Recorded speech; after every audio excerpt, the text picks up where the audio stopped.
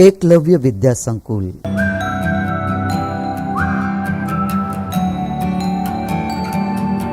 विषय हिंदी, विषयांग अंतरिक्ष परी सुनीता विलियम्स, भाग 4। लेखिका डॉक्टर कोकिला पारेख। साहित्य प्रकार जीवनी। विद्यार्थी मित्रों, हम इस जीवनी के 3 भाग का अभ्यास कर चुके हैं और आज हम इस पाठ के अंतिम चरण में हैं। तो इससे पहले हमने डॉक्टर कोकिला पारेख का जीवन परिचय प्राप्त किया। इसके बाद हमारे भारत की प्रथम महिला अंतरिक्ष यात्री कल्पना चावला का परिचय प्राप्त किया और उसी प्रकार प्रथम भारतीय अंतरिक्ष यात्री राकेश शर्मा का भी जीवन परिचय प्राप्त किया। और फिर बाद में अंतरिक्ष परी सुनीता विलियम्स, मतलब कि हमारा यह जो पाठ है जिसमें हमने सुनीता विलियम्स के बारे में संपूर्ण जानकारी प्राप्त की, जिसमें हमने देखा था कि 20 सितंबर 2007 को अहमदाबाद हवाई अड्डे पर अमेरिका से एक हवाई जहाज आ रहा था, जिसमें कौन था? उसमें था गुजरात का गौरव, भारत की शान और पूरे विश्व की बेटी अर्थात सुनीता विलियम्स। हमने सुनीता विलियम्स के बारे में संपूर्ण जानकारी प्राप्त की कि वो मूल कहाँ से जुड़ी हुई है? गुजरात से जुड़ी हुई है। उनके पिताजी का नाम क्या था?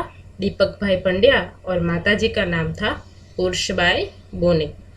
तो दीपक भाई पंड्या और माता उर्सबाई बोने की 3 संतान थी, जय, दीना और सुनीता, जिसमें सुनीता सबसे छोटी थी। तो सुनीता को अपने घर में प्यार से क्या कहकर बुलाते थे? सुन्नी कहकर बुलाते थे। और नील आर्मस्ट्रॉन्ग को जब से उसने चांद की धरती पर उतरते देखा था, तब से अंतरिक्ष यात्री बनने का सपना उसने संजो कर रखा था। सुनीता विलियम्स की हाई स्कूल की शिक्षा कहाँ हुई थी? मैसाचुसेट्स में।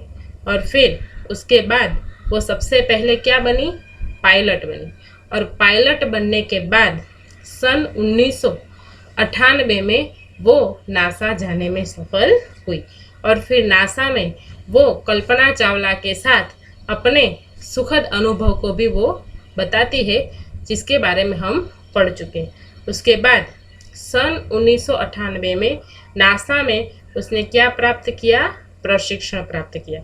और फिर प्रशिक्षण प्राप्त करने के समय उसने कौन कौन सी मुश्किलों का सामना किया, किस प्रकार अपने आप को अंतरिक्ष यात्रा के लिए तैयार किया, इसके बारे में संपूर्ण जानकारी हम अगले 3 भागों में प्राप्त कर चुके थे। उसके बाद 10 दिसंबर 2007 को अटलांटिस अंतरिक्ष यान से सुनीता स्पेस स्टेशन पर पहुंची और फिर वहां पर सुनीता विलियम्स का 6 महीने तक रहने का अनुभव भी हमने देख लिया। लेकिन वहां जाकर क्या करना ज़रूरी है, किस प्रकार वहाँ रहना चाहिए, उसके बारे में भी सुनीता अपने अनुभव हमें बताती है। उसके बारे में भी हमने जानकारी प्राप्त कर ली। लेकिन उसके बाद वो वहाँ जाकर क्या करती है, यह जानना भी ज़रूरी है। तो विद्यार्थी मित्रों, हमने यहाँ तक के पाठ का अभ्यास किया था। तो उसके बाद सुनीता ने अंतर्राष्ट्रीय अंतरिक्ष केंद्र में 6 महीने प्रवास के दौरान कई महत्वपूर्ण कार्य किए, जैसे human life science, physical science, पृथ्वी का निरीक्षण, शिक्षा और टेक्नोलॉजी डेमोन्स्ट्रेशन जैसे विषयों पर काम किया। अर्थात सुनीता जब अंतरिक्ष यान में, अटलांटिस अंतरिक्ष यान में वहाँ पर पहुँची अंतरिक्ष में, तब वहाँ जाकर उसने क्या कार्य किए? तो ह्यूमन यानी कि मनुष्य, मानव, लाइफ साइंस अर्थात मनुष्य का जो जीवन होता है, उसका जो जीव विज्ञान होता है, उसके बारे में जानकारी प्राप्त की। फिजिकल साइंस यानी कि शरीर विज्ञान, उसके बारे में उन्होंने वहाँ पर रिसर्च किया।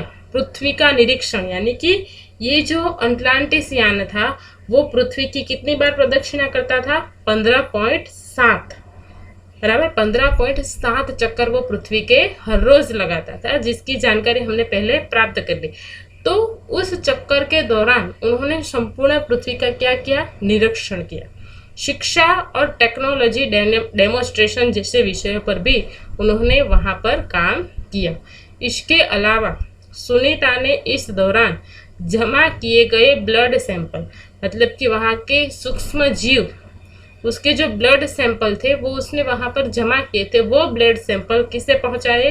न्यूट्रिशन से संबंधित अनुसंधान कर रहे वैज्ञानिकों तक उसने वो ब्लड सैंपल पहुँचाए। सुनीता ने कहा, यहाँ पर सबसे बड़ी बात मुझे यह लगती है कि हमारी पृथ्वी कितनी शानदार है। दुनिया को अलग नज़रिए से देखने का मौका और यह अंतर्दृष्टि हमें मिलती है कि अपने ग्रहों को कैसे आने वाली पीढ़ियों के लिए बचाए।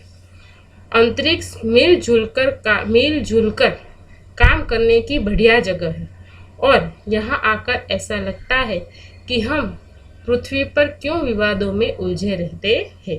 अर्थात सुनीता विलियम्स अपने अनुभव बताती है। वो क्या कहती है कि यहाँ पर सबसे बड़ी बात यह है कि हमारी पृथ्वी दूर से बहुत ही शानदार, एकदम सुंदर, एक अद्भुत गोला दिखाई दे रही है। दुनिया को एक अलग नज़रिए से देखने का मौका वहाँ पर मिलता है। वो कहती है कि भविष्य में हमारे ग्रह को किस प्रकार बचाया जा सके ताकि आने वाली पीढ़ियों को कोई नुकसान न हो।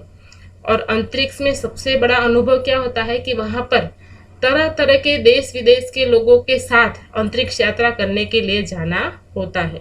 तो सबके साथ मिलजुल कर काम करने का बहुत ही बड़ा अनुभव वहाँ पर मिलता है और हमें लगता है कि हम ऐसे ही पृथ्वी पर विवादों में उलझे रहते हैं, क्योंकि अंतरिक्ष में कोई सरहदें नहीं है, वहाँ पर कोई बंटवारा नहीं है। अंतरिक्ष पूरे विश्व का है, लेकिन धरती पर चारों ओर सिर्फ और सिर्फ बंटवारा है और सरहदें हैं और लोग एक दूसरे के साथ विवादों में उलझे हैं।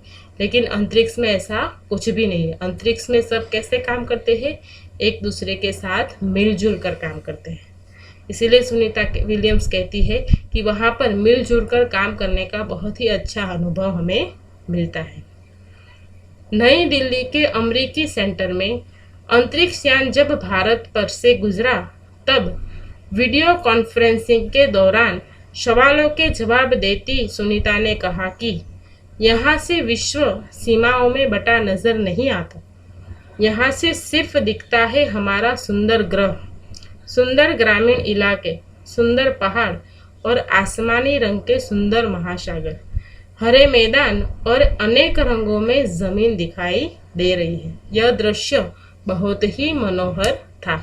यानी कि अमेरिकी सेंटर से जो अंतरिक्ष यान भारतवर्ष से गुजरा, तब भारत के द्वारा वीडियो कॉन्फ्रेंसिंग हुई। किसके साथ? सुनीता विलियम्स के साथ। और तब उस वीडियो कॉन्फ्रेंसिंग में सुनीता विलियम्स क्या कहती है कि यहाँ से विश्व सीमाओं में बटा नजर नहीं आता। यानी कि यहाँ पर दूर से अंतरिक्ष से अगर पृथ्वी को देखो तो एक सुंदर ग्रह दिखाई देता है। वहाँ पर कोई बंटवारा, कोई सीमा, कोई सरहदें नहीं दिखाई देती, सिर्फ एक सुंदर ग्रह दिखाई देता है। इसलिए वो क्या कहती है कि यहाँ से सिर्फ दिखता है हमारा सुंदर ग्रह, सुंदर ग्रामीण इलाके, सुंदर सुंदर पहाड़ और आसमानी रंग के सुंदर महासागर, हरे मैदान और अनेक रंगों में जमीन दिखाई देती। मतलब कि यहाँ से कोई सरहदें नहीं दिखाई देती। ऐसा लग रहा है कि जैसे विश्व बंधुत्व, मतलब कि पूरा विश्व एक है, ऐसा दिखाई दे रहा है। तो यह दृश्य बहुत ही मनोहर है, ऐसा सुनीता विलियम्स कहती है। इसके बाद 19 जून 2007 को स्पेस शटल अटलांटिस सुनीता समेत 7 अंतरिक्ष यात्रियों को लेकर धरती की ओर रवाना हुआ। पूरा विश्व सुनीता की सकुशल वापसी के लिए प्रार्थना कर रहा था। यानी कि 6 महीने के बाद 19 जून 2007 को स्पेस शटल अटलांटिस यान सुनीता के साथ अन्य 7 अंतरिक्ष यात्रियों को लेकर धरती की ओर रवाना हुआ और पूरे विश्व में सुनीता विलियम्स की सकुशल वापसी के लिए लोग ईश्वर से प्रार्थना कर रहे थे। क्यों ईश्वर से प्रार्थना कर रहे थे? क्योंकि इसी प्रकार अंतरिक्ष से वापस लौटते समय हमने किसे खो दिया था? कल्पना चावला को। इसीलिए सबको डर था, एक तरह का भय था कि कहीं कल्पना चावला की तरह हम सुनीता विलियम्स को भी न खो दें। 194 दिन, 18 घंटे और 58 मिनट अंतरिक्ष में बिताकर रिकॉर्ड बनाकर सुनीता की वापसी 22 जून 2007 को हुई। यानी कि सुनीता सकुशल इस धरती पर मतलब कि भारत की भूमि पर वापस लौट आई। सुनीता के आश्चर्यजनक कार्य से भारतीयों और गुजरातियों का सर ऊंचा हुआ। हम कह सकते हैं कि यदि नारी को सर्वोच्च स्थान पर बिठाना है तो सुनीता की तरह साहसी और महत्वाकांक्षी बनना होगा। यानी कि सुनीता ने यह जो कार्य किया, 194 दिन 18 घंटे और 58 मिनट अंतरिक्ष में रहकर उसने जो रिकॉर्ड बनाया, उससे गुजरातियों का सर कैसा हो गया, ऊंचा हो गया, और नारी को सर्वोच्च स्थान पर उसने बिठाया। मतलब कि सुनीता विलियम्स से हमें बहुत ही प्रेरणा मिल सकती है। तो विद्यार्थी मित्रों, आज हमारा यह पाठ पूर्ण हुआ। इसके बाद का पाठ हम आगे के वीडियो में देखेंगे। धन्यवाद।